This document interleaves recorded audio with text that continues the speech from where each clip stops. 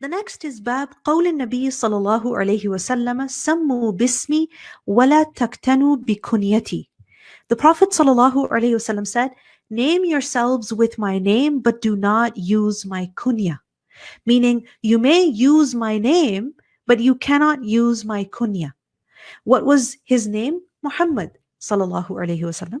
So, and any synonym of that, like for example, Ahmad or Mahmud or any other name like that. So, using a name like that, giving a name of the Prophet sallallahu alaihi wasallam to someone, that is permissible. But when it comes to the kunya of the Prophet sallallahu alaihi wasallam, and what was his kunya? Abu-l-Qasim. This cannot be given to someone else, right? This is what the Prophet ﷺ said. Now, let's look at the concept of kunya. What is a kunya? A kunya is basically when you called someone Abu so-and-so, meaning the father of so-and-so, or so-and-so, the mother of so-and-so, right? And a kunya, the purpose of calling someone by a kunya is basically addressing them with respect. Okay, it's a way of respectfully addressing them, and this is why we see that a kunya also becomes a unique, identity of a person. Right? It's not just a way of honoring them; it is also a way of distinguishing them from the rest of the people. Okay, and it was customary at that time for people to give kunya. To address people by their kunya, and this is something that has always been a part of the Muslim tradition, not just within the Arabs, but it has also expanded to other Muslim cultures. Anyway, now a kunya typically, but not always, is given after one's eldest child. So, for example, if a person has 3 children. Right. The eldest is a daughter named Maryam, right? And then there is a son named Abdullah, and then there is a daughter named Aisha, right? So the father of these children, and he would be called Abu Maryam, right? Abu Maryam. Why? Because Maryam is the name of his eldest child. Now, this is typically the case, but not always, all right? Because we see that a kunya can also be given to a person when they are still a child, meaning even before they're married and even before they have children. And we have multiple examples of this from the life of the Prophet sallallahu alaihi wasallam. And then we see that a kunya can also be given to a person, after a name that is not a name of their child.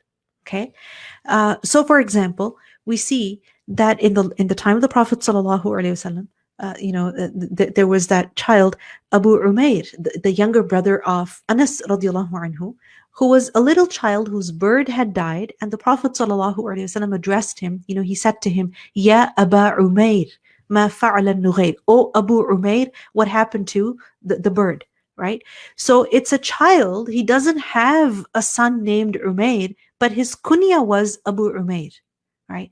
Then we have Khalid, who was a little girl. Now, Khalid literally means mother of Khalid, right? She was a little girl and she had come from Abyssinia, right? And the Prophet sallallahu alaihi wasallam, he gifted her some clothes as well. Beautiful ahadith about her, but her name is well known, Khalid, right? Then we have, for example, among the companions, Abu Bakr radiallahu anhu. Abu Bakr did not have a son named Bakr. Right? Abu Hafs, this was the kunya of Umar radiallahu anhu. He did not have a son named Hafs. Abu Huraira radiallahu anhu, and he did not have a son named Huraira.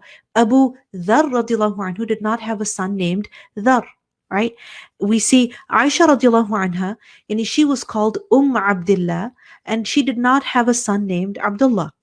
So remember that the purpose of a kunya is to honor a person and also distinguish them from the rest of the people. This is important for us to understand in order to realize why the Prophet sallallahu alaihi wasallam, he said that people should not give his kunya, right? They should not use his kunya.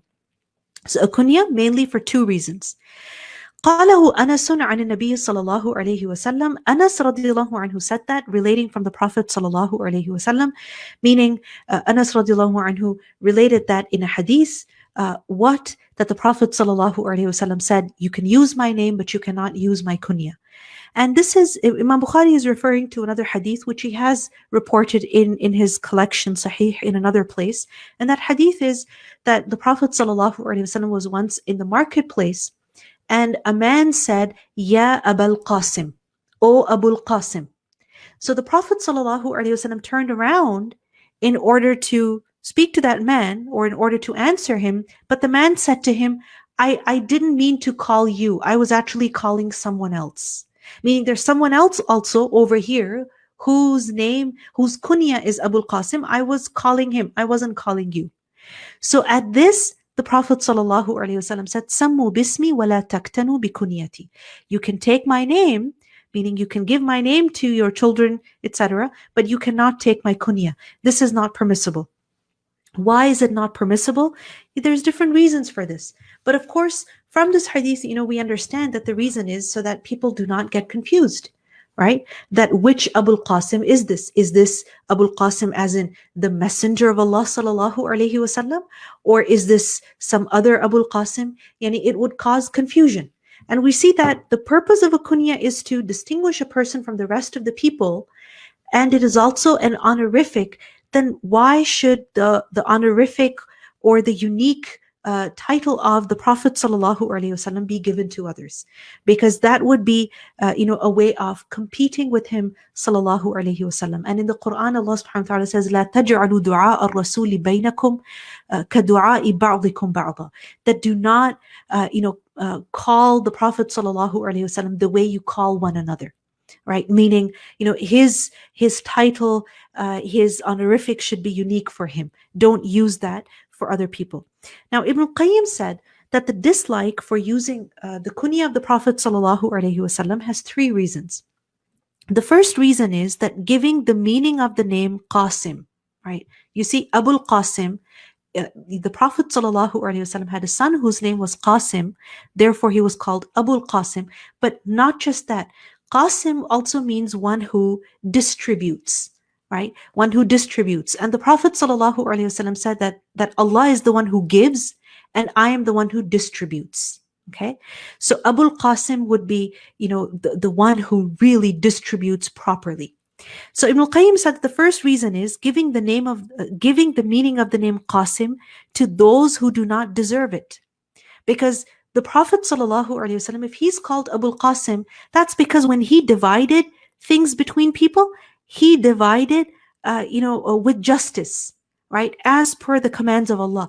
But when people divide, for example, wealth between people, are they always fair? Especially people who are in a position of authority, they're not always fair, right? So it doesn't befit anyone else to be called Abu-l-Qasim.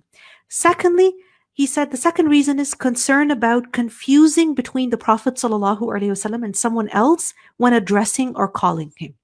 So, for example, we learned in this incident where a man called another person, he said Abu-l-Qasim, and the Prophet ﷺ thought that he was being called. So this would cause confusion.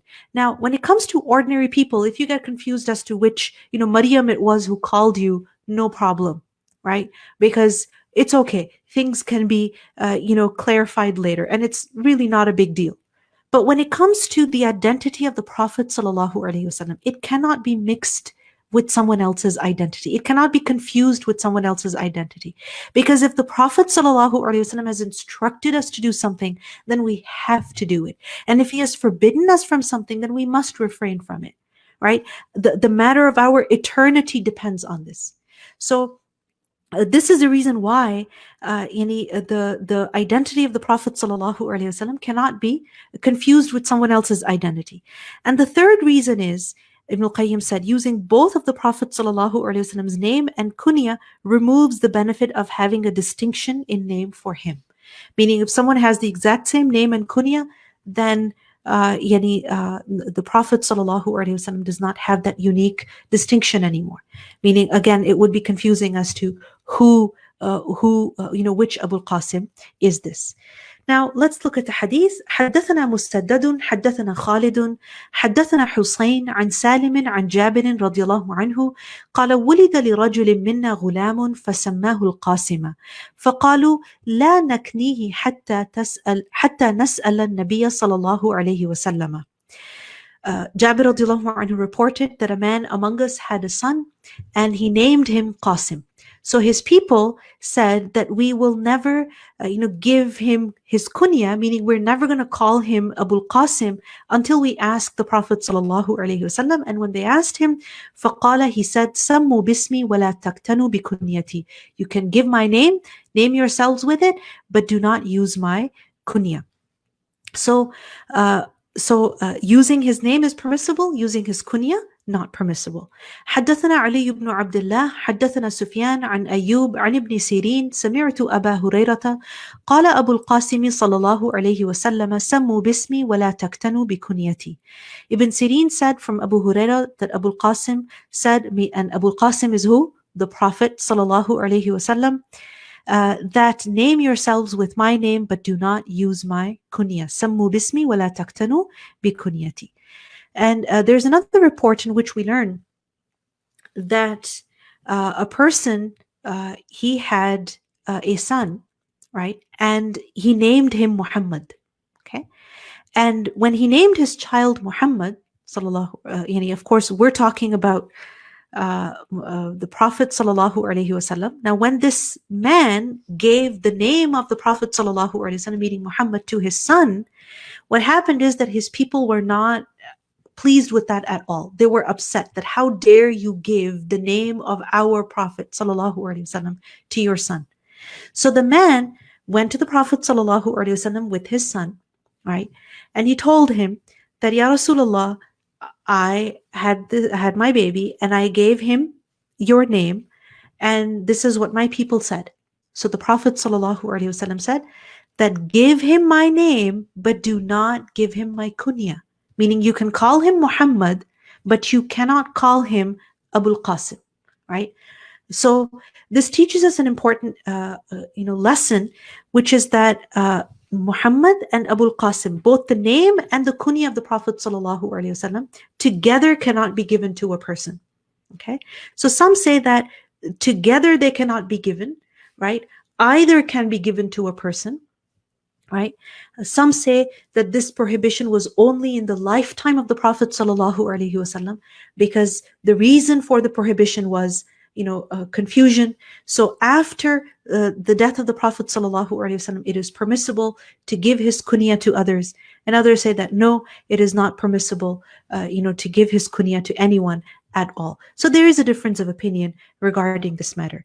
حدثنا عبد الله بن محمد حدثنا سفيان قال سمعت ابن المنكدر قال سمعت جابر بن عبد الله رضي الله عنهما ولد لرجل منا غلام فسماه القاسم فقالوا لا نكنيك بأبي القاسم ولا ننعمك عينا.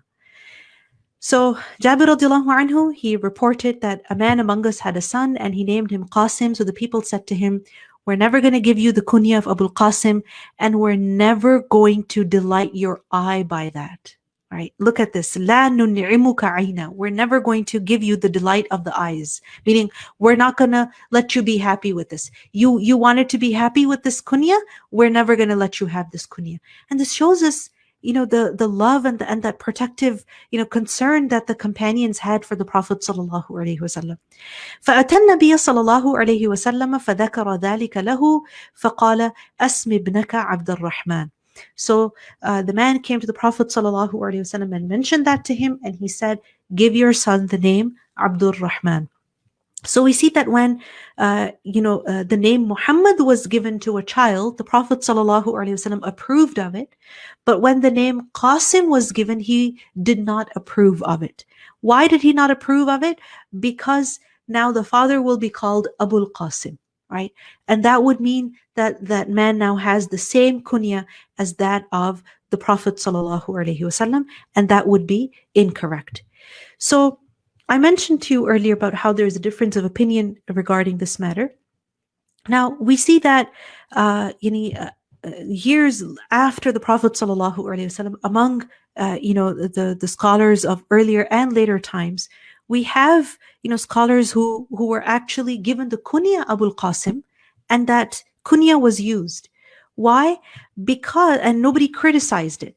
Why? Because it's very obvious now that this Abu-l-Qasim is not referring to, the name Abu-l-Qasim is not referring to the Prophet sallallahu alaihi wasallam. The identity of the Prophet sallallahu alaihi wasallam is distinct from that of other people. It would not cause confusion. So in summary, what we see is that giving the name Muhammad or its synonyms to children is something permissible. Giving the kunya with the name, meaning calling someone Muhammad and then giving them the name Abu-l-Qasim, giving them the kunya Abu-l-Qasim, that is not permissible. And where there is a chance of confusion, of course, this should be avoided, and it is definitely safer to avoid the kunya of the Prophet sallallahu alaihi wasallam, because, like I mentioned earlier, kunya is not just for identification; it is also an honorific. Right? It is also, a title, an honorific. And when the Prophet sallallahu alaihi wasallam, mentioned that do not use my kunya, he said, "Ana qasimun aqsimu bainakum," that I am the qasim, meaning the one who divides, who distributes, the wealth of Allah among you. So, the kunya of the Prophet sallallahu alaihi wasallam was a descriptive one. It was a meaningful one. It wasn't just a random kunya.